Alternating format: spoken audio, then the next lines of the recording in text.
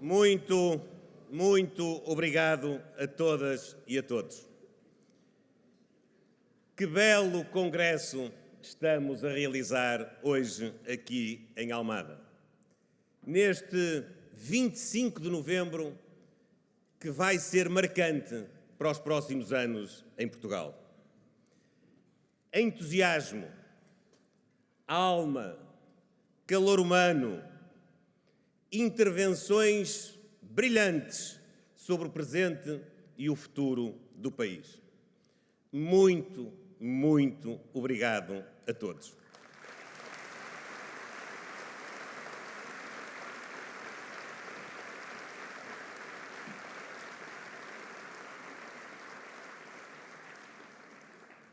Deixo um cumprimento a todos aqueles que estão a participar neste congresso, na pessoa do nosso companheiro Nuno Moraes Sarmento. A intervenção dele marcou-nos.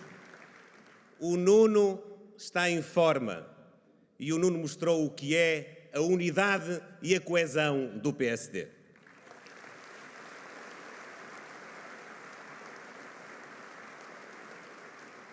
Permitam-me que cumprimente muito especialmente a doutora Manuela Ferreira Leite e o presidente Aníbal Cavaco Silva.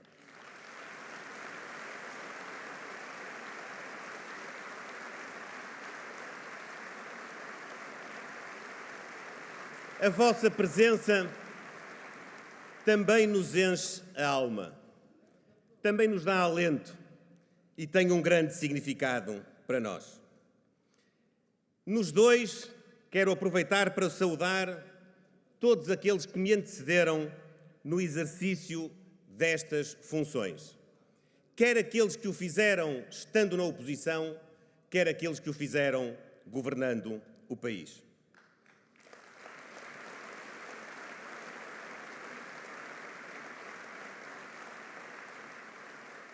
Doutora Manuela, sei que comunga comigo e com milhões de portugueses a opinião de que o presidente Cavaco Silva é responsável pelo maior e mais profundo legado de desenvolvimento que Portugal conheceu no pós-25 de Abril.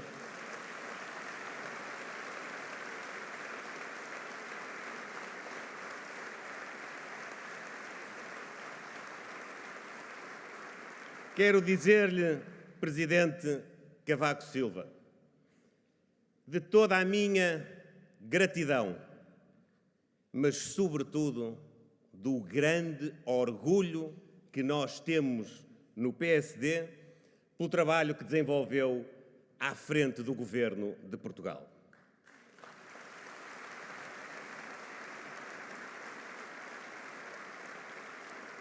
A sua visão, a sua honestidade, a sua sensibilidade social, a sua vontade de dar às pessoas o instrumento que elas precisam para poderem atingir os seus objetivos, os seus sonhos nas suas vidas. Esse legado, essa marca, são uma referência e são, sobretudo, uma grande inspiração para aquilo que vamos fazer em Portugal nos próximos anos.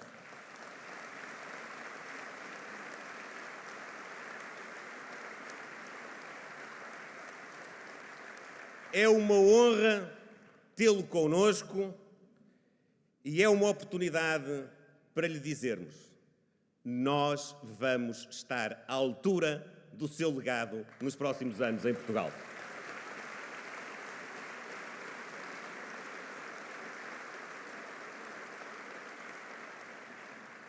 Caras e caros congressistas e caros portugueses, o PSD está a mostrar aqui hoje que é uma grande instituição.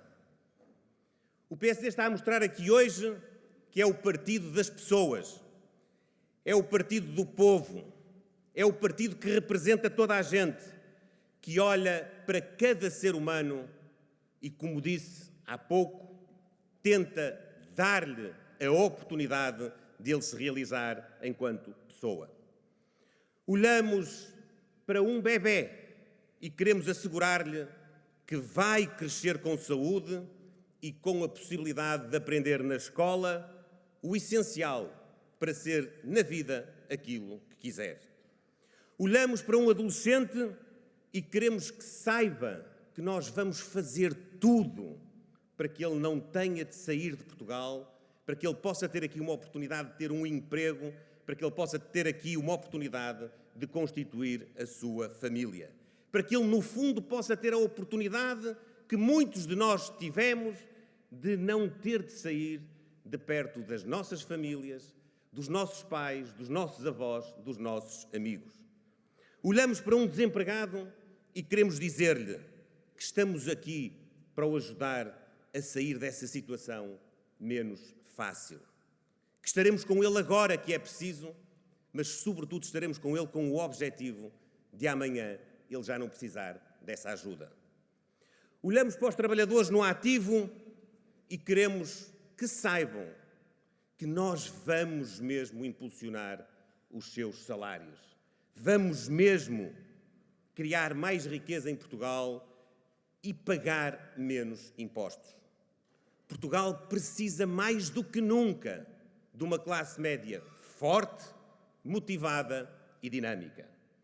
Este país não pode aceitar esta concepção socialista segundo a qual quem ganha 1.200 euros líquidos em Portugal é rico e está em condição de aguentar a carga fiscal que hoje quem trabalha tem de suportar. A nossa concepção de classe média vai muito para além desse patamar. Nós queremos verdadeiramente que aqueles que são os mais dinâmicos da sociedade possam ter condições de vida que retribuem o esforço que essas pessoas fazem para serem mais produtivas e para terem mais mérito. E olhamos também para os mais idosos e dizemos-lhes: contem connosco para valorizar as suas reformas. Nós sabemos que muitos, os tais que andam pela farmácia, não podem pagar os medicamentos, não conseguem pagar os medicamentos de que precisam. E também lhes queremos dizer que nós estamos preocupados, mas sobretudo empenhados em ajudar os seus filhos e os seus netos. Quando nós tratamos dos filhos e dos netos de Portugal, nós estamos também a cuidar da qualidade de vida dos avós de Portugal.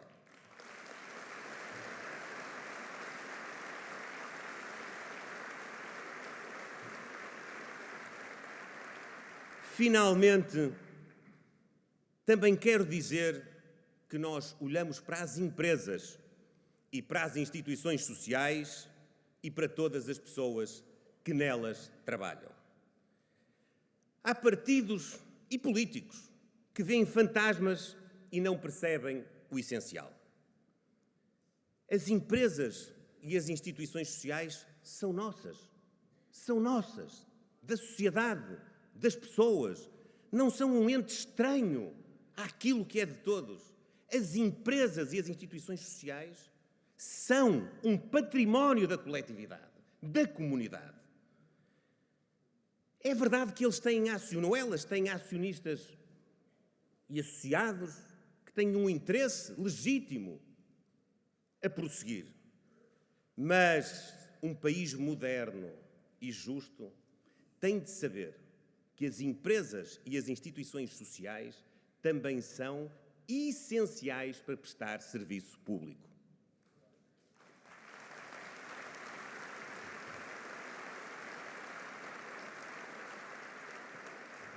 Nós precisamos, como hoje muitos aqui disseram, de criar mais riqueza.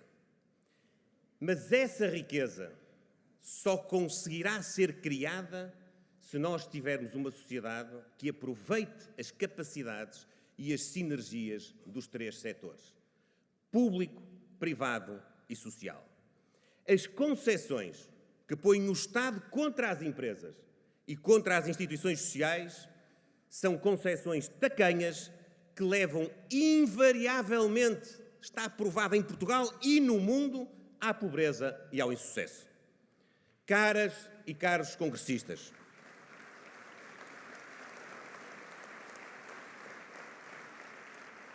em 22 anos é a terceira vez que o Partido Socialista conduz Portugal a uma situação de pântano político.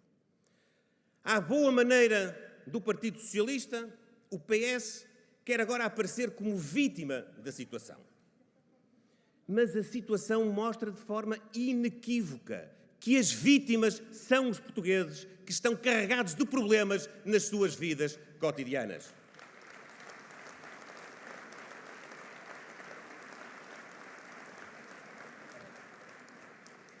Não há como disfarçar. O primeiro-ministro demissionário e secretário-geral de saída do Partido Socialista e os dois aspirantes ao seu lugar, os três querem aparecer aos olhos dos portugueses como vítimas. Não viram, não leram, não sabiam, não se aperceberam. A culpa há de ser da direita. A culpa há de ser do Passos. De vez em quando a culpa até há de ser do Cavaco. A culpa já foi dos anos 80 e qualquer dia a culpa vai ser do 25 de novembro. Mas o 25 de novembro que conta é o de 2023. É este onde nós estamos a arrancar para conquistar a confiança deste país, a capacidade desta geração em fazer melhor do que aquilo que os socialistas fizeram.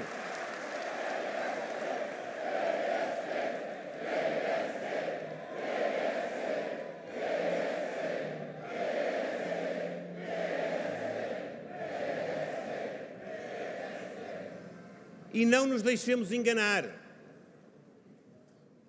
Estas três personalidades são do núcleo duro disto tudo. Foram do núcleo duro disto tudo nos últimos 8 anos. Podem vir agora uns com falinhas mais mansas, outras de megafone em punho. Mas, como diz o adágio popular, são todos farinha do mesmo saco.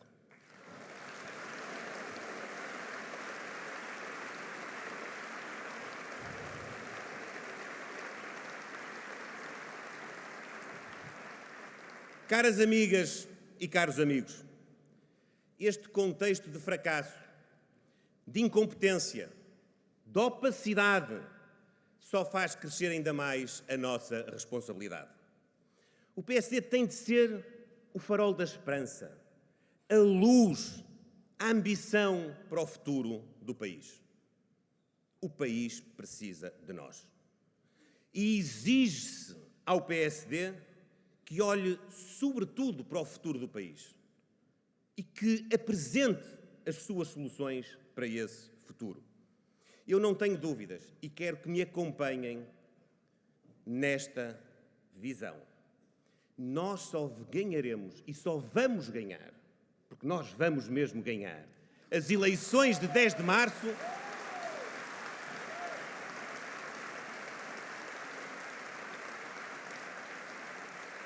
Nós vamos ganhar as eleições de 10 de março por aquilo que vamos ser capazes de fazer. Não é por aquilo que os outros não fizeram, ou não é só por aquilo que os outros não fizeram.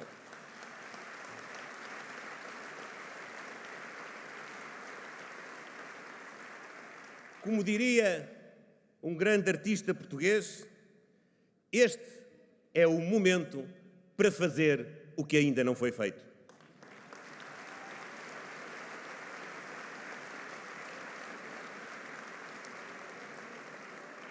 Numa altura em que o mundo e a Europa vivem tantas tensões e incertezas, Portugal não pode, não deve embarcar em aventuras. Temos de ser ousados e disruptivos, mas também temos de ser responsáveis e realistas. Temos de recuperar credibilidade e confiança. Estes 8 anos e este fim de ciclo de 8 anos foram muito maus, quer do ponto de vista interno, quer do ponto de vista externo. É preciso unir Portugal. É preciso, em primeiro lugar, unir gerações e dar prioridade máxima aos jovens. Em segundo lugar, unir setores e celebrar um novo contrato social. Em terceiro lugar, unir pessoas e não negligenciar a demografia. Em quarto lugar, é preciso unir empreendedores, estimular a economia e criar mais riqueza. E em quinto lugar, é preciso unir as instituições, promover a transparência e erradicar a corrupção. A seu tempo,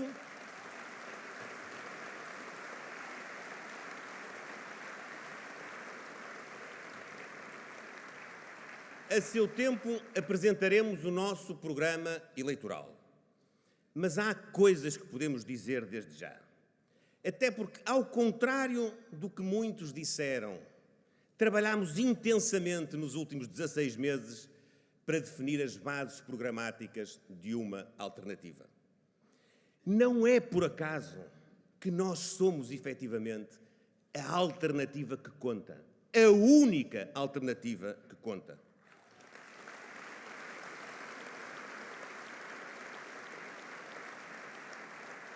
Quem quer mudar de governo e ter um primeiro-ministro diferente tem de votar no PSD. E nós temos de fazer as pessoas acreditar que esse voto, essa confiança, valem a pena. A alternativa que conta não se limita ao protesto, nem ao histerismo político e verbal. A alternativa que conta é abrangente, é moderada, é agregadora e recebe de braços abertos muitos independentes e até muita gente que não tem uma visão política de base igual à nossa. A alternativa que conta percorreu o país, a falar com as pessoas e com as instituições. E por isso se declarou e declara pronta e preparada. Serei o primeiro-ministro que Portugal precisa nos próximos anos.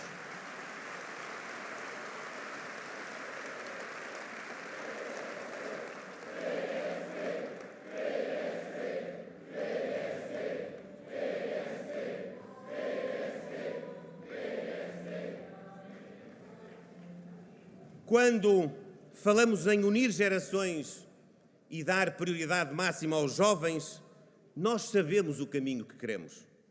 Nós queremos baixar o IRS dos jovens até aos 35 anos para 1/3 daquilo que eles pagam hoje. Nós queremos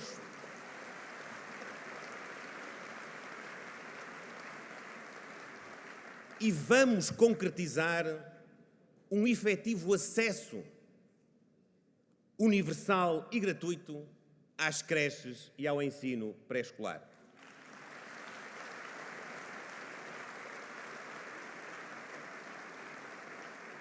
Nós vamos sem truques. Repito, a época dos truques vai acabar. Nós vamos sem truques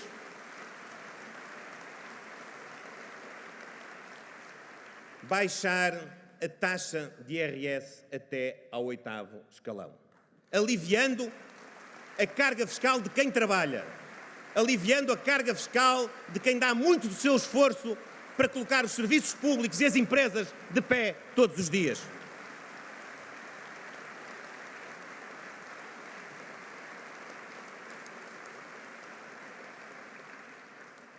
E nós vamos valorizar os salários. Eu quero aqui dizer, com humildade democrática, o aumento do salário mínimo nacional que aconteceu nos últimos anos em Portugal e que foi uma decisão do governo do Partido Socialista, foi uma boa decisão.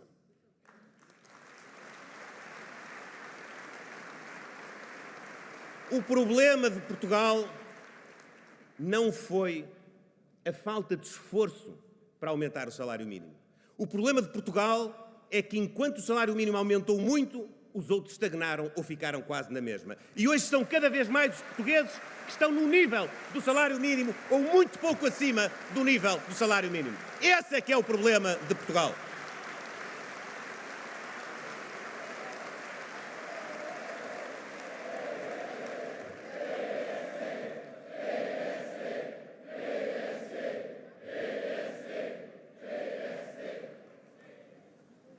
E nós também vamos garantir o pagamento das pensões e das reformas em Portugal e vamos, sobretudo, fazer um esforço nos próximos anos para que esse acréscimo, que esse aumento das pensões e das reformas tenha um significado maior nas pensões mais baixas.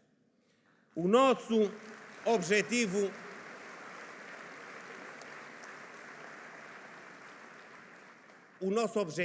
é claro.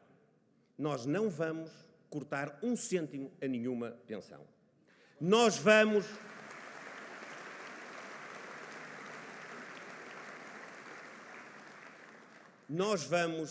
aumentar, de acordo com a lei, as pensões de uma forma geral. Mas nós vamos e até ao final da legislatura colocar a referência do complemento solidário para idosos nos 820 euros.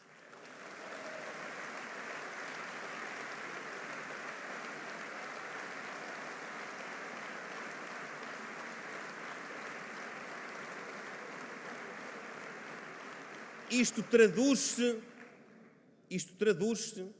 no seguinte: até 2028, o rendimento mínimo garantido dos pensionistas portugueses será de 820 euros.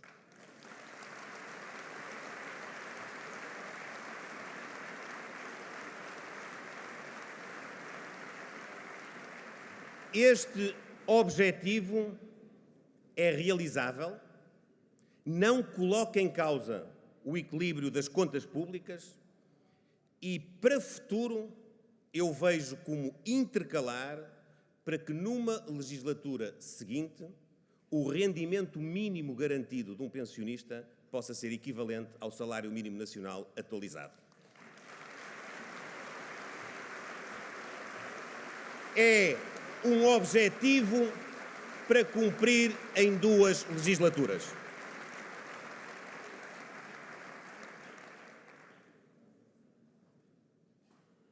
Admito que muitos saltem já a questionar-nos sobre as contas para financiar estas medidas. Nós temos as contas feitas e vamos apresentá-las com detalhe. Acreditem, face à despesa que há hoje em Portugal com as pensões e com o complemento solidário para idosos, estes objetivos, não sendo fáceis, exigindo boas políticas públicas, exigindo cuidado financeiro, são realizáveis. São mesmo realizáveis.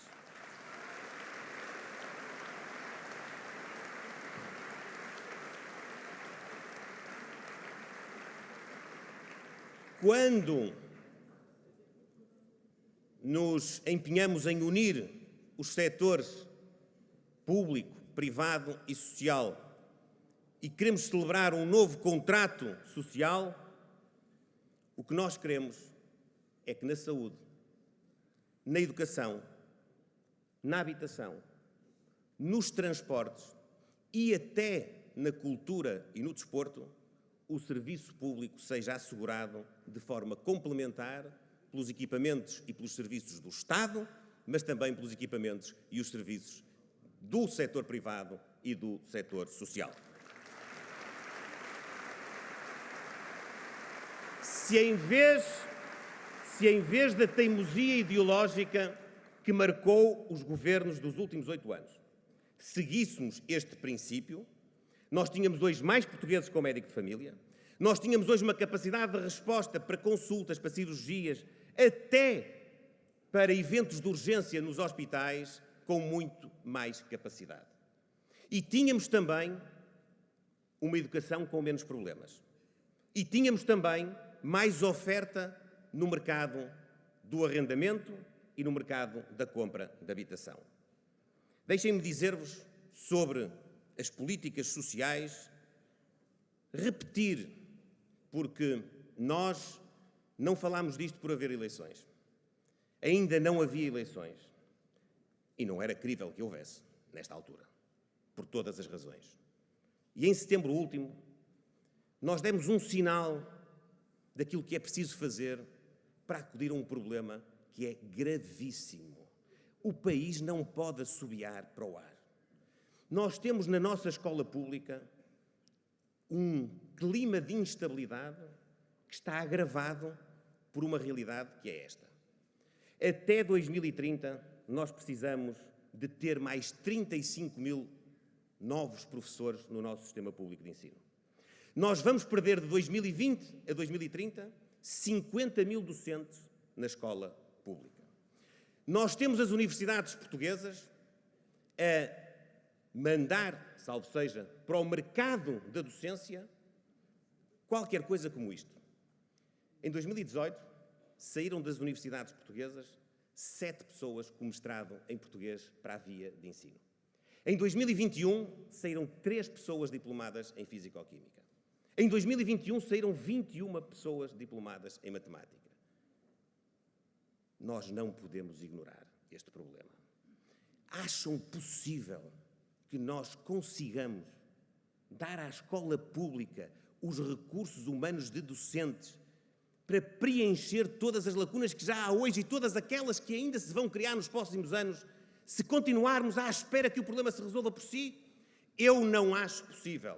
E por isso nós propusemos, para já, para acabar com a instabilidade e para dar atratividade para a carreira docente, a reposição integral do tempo de serviço dos professores, de forma gradual e de forma execuível.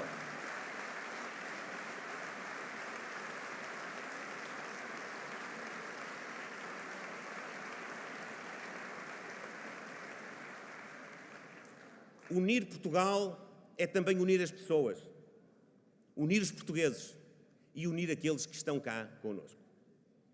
Eu quero ser, mais uma vez, muito claro sobre o aspecto demográfico. Nós temos de investir muito e com paciência, porque essas políticas não produzem resultados imediatos. Temos de investir na remoção dos obstáculos à natalidade desejada pelos jovens casais portugueses. Temos de insistir, temos de persistir, temos de mostrar que o caminho está aí. Temos de ter políticas fiscais de conciliação da vida laboral com a vida pessoal e familiar que deem segurança aos casais portugueses. Mas também temos de contar com recursos humanos que vêm do estrangeiro. Não há como ignorar isto. Nós todos sabemos que os estudos, de uma forma geral, apontam para que percamos cerca de 20% da nossa população num horizonte de 40 a 50 anos.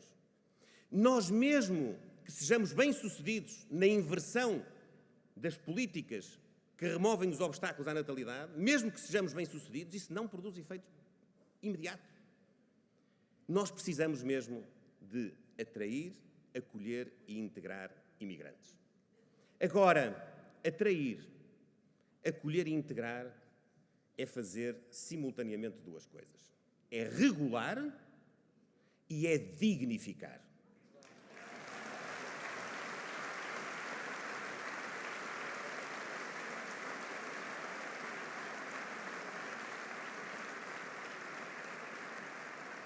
Nós nem podemos ter a porta escancarada, nem podemos ter a porta fechada à chave. É assim que se resume a nossa política e a nossa posição. E há caminhos que podemos seguir. Eu tenho apontado 2 e aqui quero mais uma vez transmitir-vos. É um bom caminho atrair jovens estudantes estrangeiros para o nosso ensino secundário e para o nosso ensino superior. É uma boa política de atração e de integração de imigrantes podermos atrair os agregados familiares como um todo e não apenas os progenitores masculinos desses agregados familiares. Aqueles que se preocupam, e bem, e legitimamente, com questões de integração, com questões de segurança, têm o dever de apresentar as ideias, os caminhos para precisamente diminuir o perigo da insegurança, o perigo da instabilidade social que atrair imigrantes também comporta. E aqui nós diferenciamos-nos de todos. Nós diferenciamos daqueles que querem a porta fechada e também nos diferenciamos daqueles que querem a porta escancarada. Nós estamos a pensar no interesse do país a médio e a longo prazo. E deixem-me dizer-vos também que unir o país à volta das suas empresas e à volta das suas instituições, sobretudo aquelas que criam riqueza, esse quarto vetor da nossa estratégia pressupõe simplificar, pressupõe um Estado que atrapalhe menos, um Estado que favoreça o ambiente económico, que seja portador de políticas de atração de investimento que deem previsibilidade e segurança. Não se dá previsibilidade quando todos os anos no Orçamento de Estado mudam as regras de quase tudo na fiscalidade e se está a dizer aos promotores: você vem a investir, mas eu não sei o que é que vai acontecer daqui a 1 ano ou 2 ou 3. Nós temos de fixar um quadro estável para sermos levados a sério pelos grandes investidores que nos podem ajudar interna e externamente a ter uma economia mais competitiva.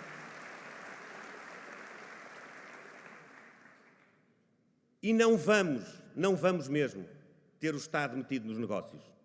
O nosso princípio foi sempre o de dar à sociedade a capacidade empreendedora, regulando mercados quando é necessário, com certeza, mas dar essa capacidade à sociedade. Acreditar nas pessoas. Como é que nós podemos vender esperança, futuro, se nós não acreditamos na capacidade das pessoas? Nós temos de acreditar naquelas pessoas que arriscam uma parte dos seus bens, do seu capital, ou da sua capacidade de financiamento, de endividamento até, para poderem desenvolver negócios. Nós temos de acreditar, acompanhando a execução desses projetos, mas dando, repito, um quadro de previsibilidade e estabilidade na execução dos mesmos. Deixem-me dizer-vos ainda que por estes dias, a propósito, seja das propostas que nós apresentamos na área social, na área fiscal, na atratividade do investimento, já estou a contar que venham os cristãos novos do equilíbrio das contas públicas, porque há cristãos novos em Portugal, nós todos sabemos quem são.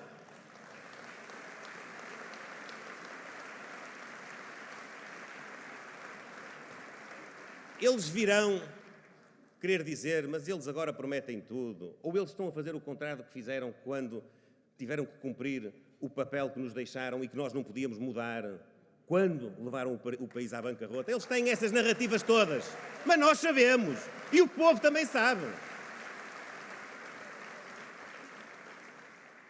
Quando esses cristãos novos vos vierem dizer isso, convém dizer-lhes uma coisa que eles não perceberam. As contas equilibradas para o PSD são um pressuposto, são uma condição da política económica e das políticas públicas. Não são o fim das políticas públicas.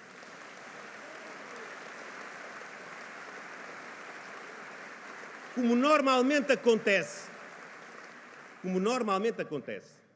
naqueles que não professam determinada fé, mas depois entram numa fase mais tardia, depois são mais fanáticos. E foi isso que o Partido Socialista foi. As contas públicas portuguesas hoje estão equilibradas, sobretudo à custa de mais impostos e, sobretudo, à custa de engavetar todos os grandes investimentos públicos que eram necessários nos principais sistemas públicos em Portugal. Nós não somos cristãos novos, nós somos cristãos por convicção.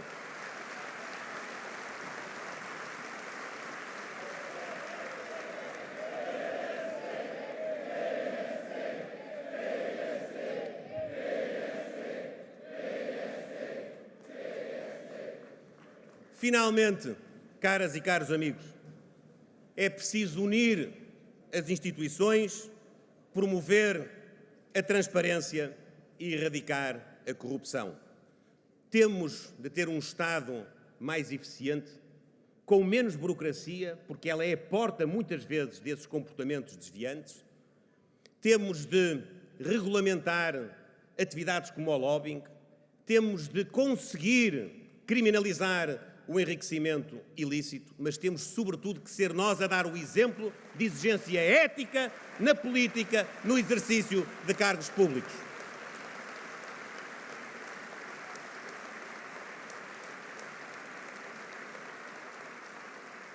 Caras e caros amigos, estimados portugueses, eu sei bem que a tarefa que tenho pela frente e que temos pela frente é uma tarefa gigante. Eu sei bem da frustração, da desilusão, da decepção que muitas pessoas têm com a falta de resposta, a incapacidade de cumprir aquilo que se diz que se vai fazer por parte dos políticos. Devo dizer que esta crise política e estes 8 anos só agravaram essa situação. Sinceramente, só agravaram essa situação. E quero dizer de uma forma muito tranquila mesmo, que também sei que as pessoas esperam mais de mim do que aquilo que eu fui capaz de mostrar até agora.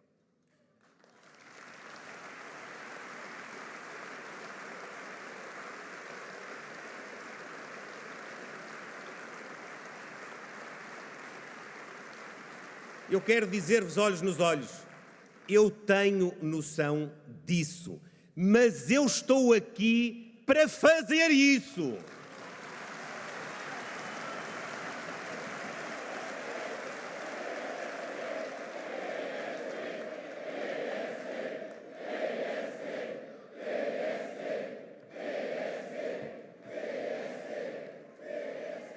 Todos nós, a começar por mim, vamos ter de dar mais, vamos ter de fazer mais.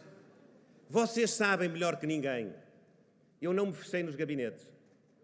Eu já visitei, nestes 16 meses, 258 concelhos de Portugal. Eu já estive na diáspora, eu já estive nas regiões autónomas, eu já estive em todos os distritos e estive sempre também em contacto com os nossos autarcas. Eu tenho estado, como também se mostrou hoje aqui, com os nossos parceiros europeus, com os nossos aliados internacionais e com o espaço da lusofonia. Eu tenho ouvido o mais que posso para poder decidir bem. E é assim que eu quero governar. É neste registro que eu quero governar.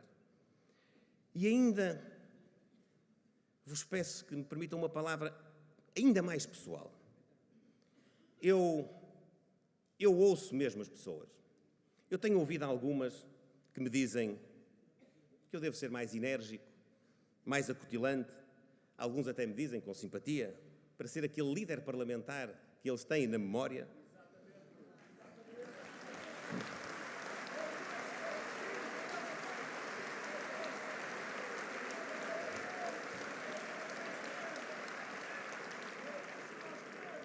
Depois também tenho outros, já agora, que me pedem mais contenção e que me dizem que nem tudo está mal e que um líder tem de puxar por todos. E eu concordo. Que eu quero dizer-vos mesmo que eu compreendo e respeito todos. Mas também vos quero dizer, de mim só podem esperar uma coisa, que seja o que sempre fui. Eu vou ser o que sempre fui.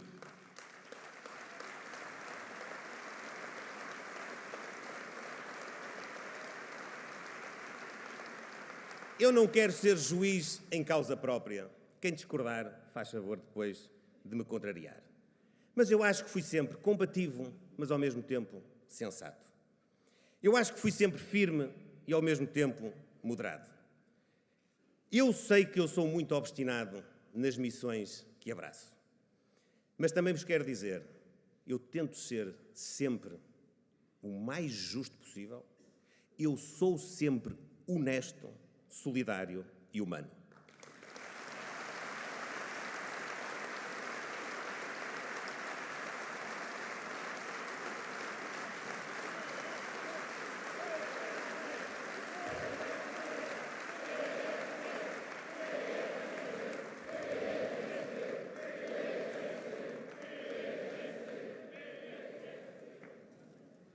Termino cumprimentando todas as mulheres, e em especial as mulheres portuguesas. Este 25 de novembro também é o Dia Internacional pela Eliminação da Violência contra as Mulheres.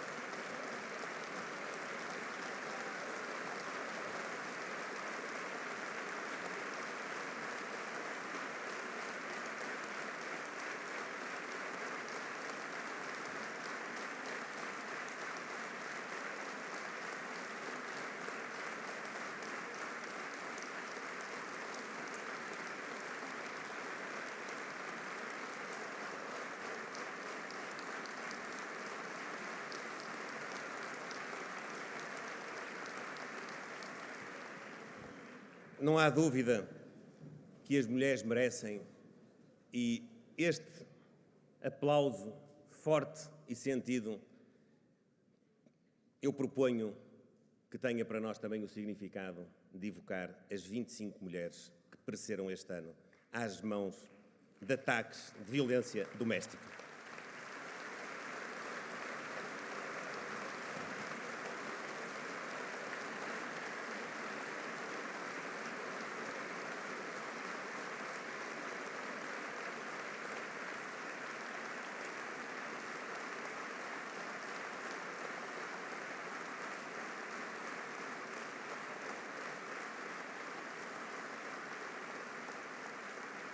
Também é a pensar nas vítimas de todas as agressões que nós queremos mudar Portugal. Caras e caros amigos, vamos ao trabalho, vamos para a rua, vamos esclarecer, vamos falar, vamos dialogar com os portugueses e vamos seguramente conseguir fazer o que falta fazer por Portugal. Eu quero dizer-vos que estou cada vez mais entusiasmado, eu estou cada vez mais firme para levar esta tarefa por diante. Eu sei que não é fácil ser mais, mas eu estou cada vez mais. E estas horas, este dia, deram-me um suplemento de ambição, um suplemento de energia, um suplemento para dar a Portugal um grande governo, um governo social-democrata. Muito, muito obrigado. Viva Portugal! Viva Portugal!